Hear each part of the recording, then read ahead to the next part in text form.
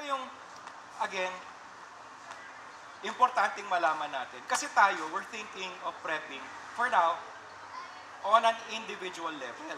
Sarili lang muna natin. Pero for prepping to work, the true sense of prepping to work, you need 3 components. The knowledge, the tools, and the community. Why? Tanggalin mo ang isa sa 3 components na yan, babagsak yung prepping nyo. If you only have the knowledge, wala naman kayong tools. Bawa, sabi mo na, I can shoot. Wala ka namang beng-beng. Bale, wala yung shooting skill mo. I know how to cook. Wala ka namang kawali, wala kang kalan. Di ba? Hindi ka rin makakapagluto. Now, put those 3 together and you share your tools and knowledge with the community. That will make it a very solid preparation. Why? For example, you had yung bahay nyo na lang. Tingin mo kaya mong protektahan yung sarili mong bahay? Hindi eh. You will need the strength in numbers, the strength of a community to watch over you. Kahit na marunong kayo, meron kayong medical training, there will come a time na you cannot treat yourself. So, kailangan nyo yung solid na community. Take away one component, either the knowledge or the tools, it will not work. Take away the community, you have the knowledge, you have the tools. Mag-isa mo lang. Ano ka, Superman, John Wick? Okay. Any questions so far? Participate naman kayo. Meron? Yes, sir. Not for myself, because at least I've experienced with my generation of looking outside with firewood, but more for our children, because they've been so exposed to the convenience of everyday life. What would you recommend to get them motivated doing away with their gadgets and going outdoors? That was the question we were trying to answer when we started this expo. Okay, ang tanong doon, kasi nag-umpisa yung conversation, yung mga bata, puro gadget na lang. Paano natin hihikayatin ng mga bata? The question is, me, I cannot influence the kids, but maybe I can influence you. It's your job now to teach your kids. We have to teach the parents before we can teach the kids. Meron kasi, medyo, ano yan eh, mahabang usapin din kasi yan eh. Like, I cannot win my own children away from the digital devices. Andiyan na yan eh. Hindi na natin ma-uninvent ang digital technology. But, meron akong tinanim sa mga anak ko. Like, they like archery. They want me to teach them how to shoot. So, sabi nila, Daddy, pagtapos nitong archery, totoong baril na. Oo, sige, sabi ko. So, yun yung tinanim ko. Diba? Yun yung tinanim ko sa mga anak ko. Sanay sila na naglalakad. Sanay sila nang kumakain ng gulay. Alam nila na nagtatanim ako ng malunggay sa luyot, whatever, dun sa bakuran. It's up to the parents at this point. Now, I'm still trying to find a more concrete solution. Sa ngayon, yung palang nakikita kong solusyon. Yung tatay, yung nanay, sila yung immediate na mag-i-influence sa kanilang sarili nilang kids. Kayo, ma'am, any suggestion? You think that's a good suggestion? Kailangan mag-start muna sa parents. And then maybe someday I will come up, maybe we guys can come up with something more concrete. Kumbaga mas mabisa pa. Pero for now, unti-unti mo sila eh. Like yung mga anak ko, natanggal ko sa kanilang panonood ng TV eh. So nahawa ko that's how I did it with my children. Tingin nyo kung mag-work sa mga anak nyo yun. Hopefully it will. And then, like I said, with the community, kung buo yung community, lahat kayo ganun yung mindset. Bayaan yung maglaro sa labas yung mga bata. Let them. Yung daughter ko, when she learned to climb the stairs before she learned to walk. Nung nakakita ng bakod, inakyat. Binabayaan ko. Yes, sir. Anything on the education sector to bring back because at least from our generation, we went camping. I'm sorry. I'm sorry. Solid na wala. Even the Boy Scouts don't teach that anymore. Wala. Ako, hinahanap ko rin yun eh. Wala. Remember that, sorry, pero dati po, I taught in a college for 5 years. I know what I'm talking about. You have to start it. Learn things on your own, pasa mo sa kids. Ako na yung mga anak ko, sa kakakita nila sa akin humahawak ng baril eh, parang, I let them be curious. Hawak, kutsilyo, sige.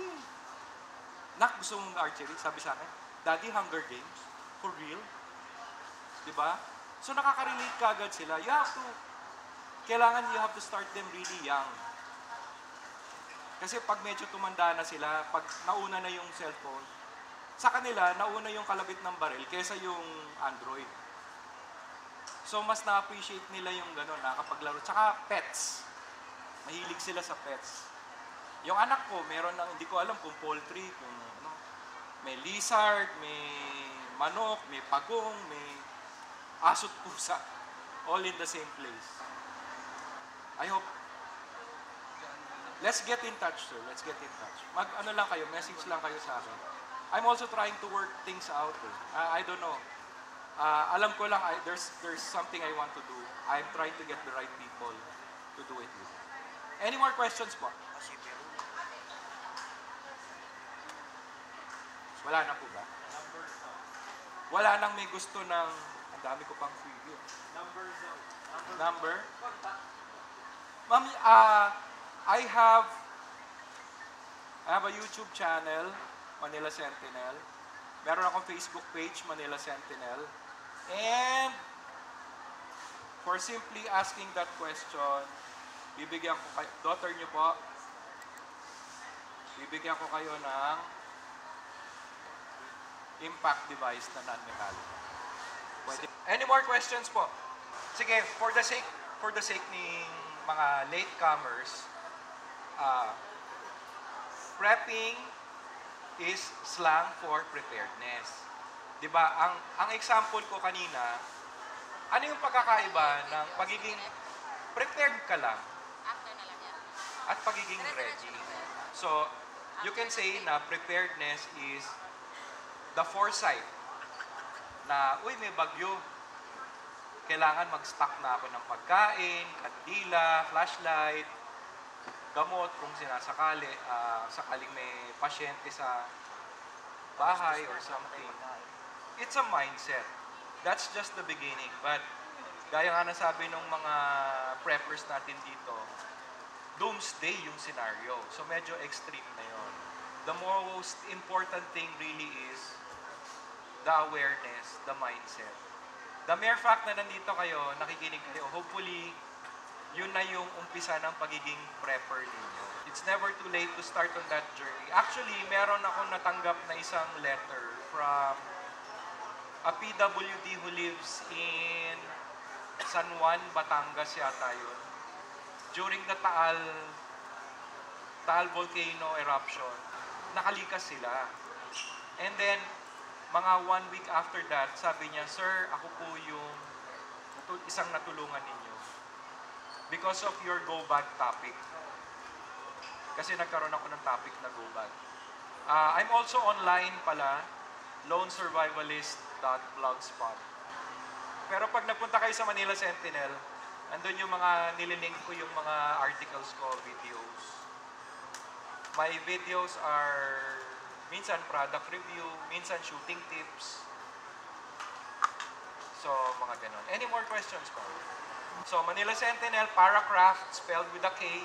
Yung, doon yung makikita yung mga products na ganito. Ayan. Yes, sir.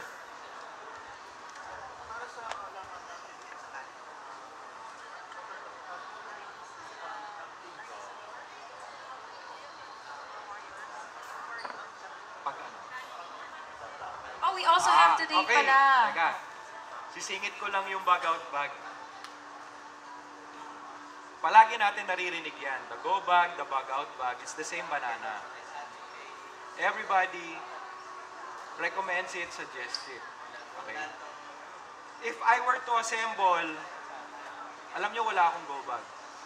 I am the last person who will ever have a go bag. Why? Because di ako naniniwala. Okay? Pero let me explain. Standard na dyan is you have food, you have water, you have some sort of a shelter, a good knife, and something to make a fire. That's it. Okay? Ngayon, sinasabi ng iba, put this, put that, may ganito, may ganyan, may ganito, may ganyan. Pag gusto nyo, ikalat nyo sa loob ng bahay yung mga go bag nyo. The problem with that is, can you bring your go bag every time? Kasi sinasabi natin, a disaster will strike na walang schedule.